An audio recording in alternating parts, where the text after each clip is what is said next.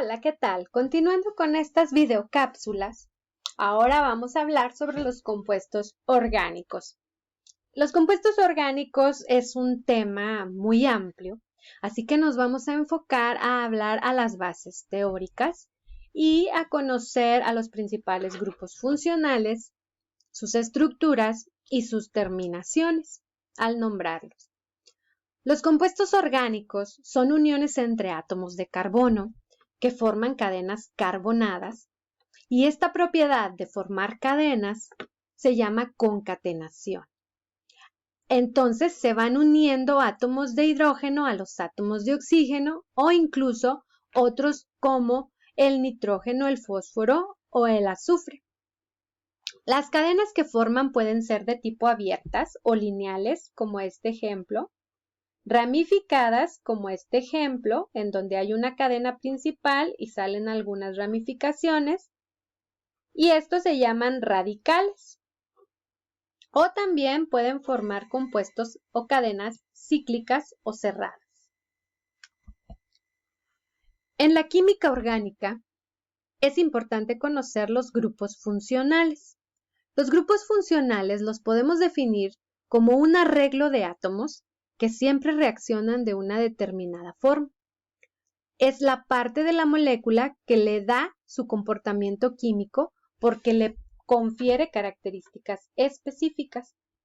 Los compuestos orgánicos podemos clasificarlos en los que están formados única y exclusivamente por carbono e hidrógeno, que en este caso son los alcanos, alquenos y alquinos, y aquellos que además de carbono e hidrógeno contienen otro elemento, como puede ser un halógeno, o pueden ser otros grupos como el grupo alcohol o el nitrógeno.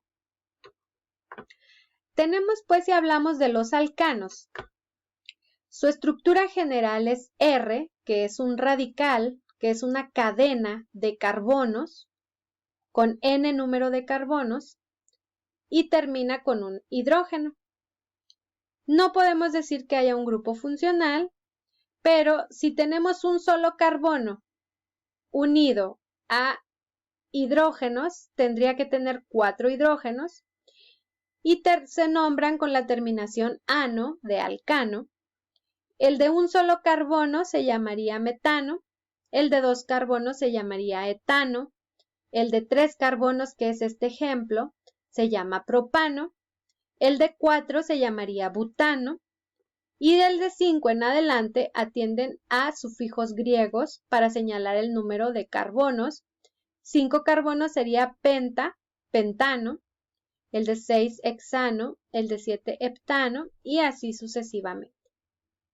Puede haber n número de carbonos y el número de oxígenos es el número de carbonos multiplicado por 2 y sumado a 2. Es decir, su fórmula general es CnH2n más 2. Luego tenemos los alquenos. Los alquenos contienen un doble enlace carbono-carbono y radicales que pueden ser cualquier número de carbonos. En este primer ejemplo, tenemos el primero de los alquenos formado por 2 carbonos con una ligadura doble enlace y este se deriva del etano, pero le cambiamos el nombre a eno porque es de alqueno y entonces este se va a llamar eteno. El de 3 carbonos con una doble ligadura se llamaría propeno, el que sigue sería el buteno y de ahí en adelante, atendiendo a los prefijos de origen griego, sería pentano, hexano, heptano, etc. Hepteno, perdón. Penteno, hexeno, hepteno, dependiendo del número de carbonos. Tenemos a los alquinos, cuya característica es que ofrecen un enlace triple carbono-carbono. Y aquí tenemos a uno formado por 3 carbonos con un triple enlace. Como son 3 carbonos y se deriva del propano, pero va a cambiar la terminación a ino, de alquino, este se va a llamar propino. El de 4 carbonos con un triple enlace se llamaría butino y de 5 carbonos en adelante con un triple enlace se llamarían pentino, hexino, heptino, octino, nonino, etc. Tenemos otro tipo de grupos funcionales que sí contienen otros elementos además de carbono e hidrógeno, como estos que se llaman derivados halogenados, porque contienen un radical que es una cadena de carbonos unida a un halógeno. Ese halógeno puede ser flúor, cloro, bromo o yodo. En este caso, tenemos un solo carbono que se deriva del metano, que es el más sencillo, y como está unido a un cloro, entonces este se va a llamar clorometano. Si tuviéramos 2 carbonos, se llamaría cloroetano. Dependiendo si hay doble ligadura o triple ligadura, sería la terminación del radical y el nombre del derivado depende del halógeno, en este caso por ser cloro, pero puede ser yodo, bromo o flúor. Tenemos otros que se llaman, me voy a brincar a los alcoholes. Los alcoholes es un radical que es una cadena de cualquier número de carbonos, ya sea ramificada, abierta o cíclica, unidos a un grupo OH que se llama grupo alcohol, que es este. Y aquí tenemos, por ejemplo, un radical de 2 carbonos unido al OH. Como son 2 carbonos y no hay doble enlace, este se deriva del etano, pero va a cambiar la terminación a ol de alcohol, por lo tanto este va a ser un etanol. El de un solo carbono se llama metanol, el de 3 carbonos con el OH se llama propanol, de 4 carbonos butanol y de 5 en adelante sería pentanol, hexanol, heptanol.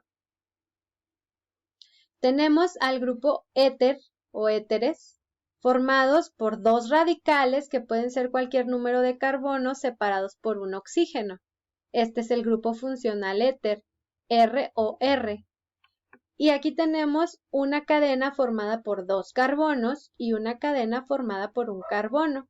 Siempre se nombran del radical más grande y luego el radical más chico y terminan en éter. Este sería un etil, metil, éter, porque este se deriva del metano, este se deriva del etano, pero por ser radicales se les da la terminación il, etil, metil, éter, porque viene a ser de esta fórmula. Tenemos a los aldehídos cuya terminación es al, las cetonas cuya terminación es ona, de cetona, los ácidos carboxílicos que se les pone la palabra ácido y la terminación oico, los ésteres que se llaman o se nombran como acetato y el nombre del radical, en este caso terminación hilo, las amidas que ya son grupos que contienen al nitrógeno, los nitrilos que tienen un carbono unido con un triple enlace al nitrógeno y las aminas que es el nitrógeno unido a 3 radicales diferentes. Entiéndase por radical cadenas de carbonos desde 1 hasta n carbonos. Entonces, si nos vamos aquí a los aldehídos, su estructura general es un radical unido a un carbono que tiene una doble ligadura con un oxígeno e hidrógeno. Por ejemplo, este que está aquí tiene un solo carbono que se deriva del metano, unido a este carbono ya tendríamos 2 carbonos, el oxígeno y el hidrógeno. Por lo tanto, si son 2 carbonos, se deriva del etano, pero le ponemos la terminación al de aldehído y este sería etanal. Si tuviéramos aquí 3 carbonos, se llamaría propanal, 4 carbonos, butanal y de 5 en adelante serían pentanal, hexanal, heptanal, etc. En cuanto a las cetonas, la diferencia es que este oxígeno no se encuentra en un carbono terminal como en los aldehídos, sino que se encuentra en un carbono secundario y está formado por 2 radicales que son n número de carbonos. Por ejemplo, aquí tenemos este carbono unido a 2 radicales que en total nos dan 3 átomos de carbono, y el alcano derivado a 3 átomos de carbono es el propano, de tal forma que termina la terminación ano por ona de cetona, y entonces este de 3 carbonos con un oxígeno se llamaría propanona o acetona.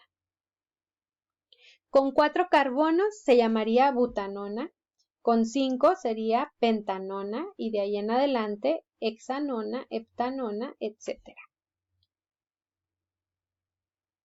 Y bueno, los grupos funcionales, así lo importante es conocer que tienen características muy específicas de puntos de fusión, puntos de ebullición, flamabilidad, toxicidad, qué tan buenos solventes son, y sus usos pues se derivan del tipo de compuesto químico que estos forman. Aquí nada más para mencionar, las amidas es un carbono que tiene el oxígeno con el grupo NH2, y este radical puede ser cualquier número de carbonos. Por ejemplo, este, que ya nos da un carbono unido a otro, nos da 2 carbonos, pero contiene el grupo amida, que es el NH2 y el O. Como son 2 y se deriva del etano, se le da la terminación amida. Entonces este se llama etanamida. Si aquí tuviéramos 3 carbonos, se llamaría propanamida, de 4 carbonos butanamida, etc. Por su parte, las aminas tienen un nitrógeno con 3 radicales distintos. Por ejemplo, aquí tenemos un nitrógeno unido a 3 radicales de un solo carbono. Estos se derivan del metano. Por lo tanto, como radicales se les va a dar la terminación, en vez de metano, de metil.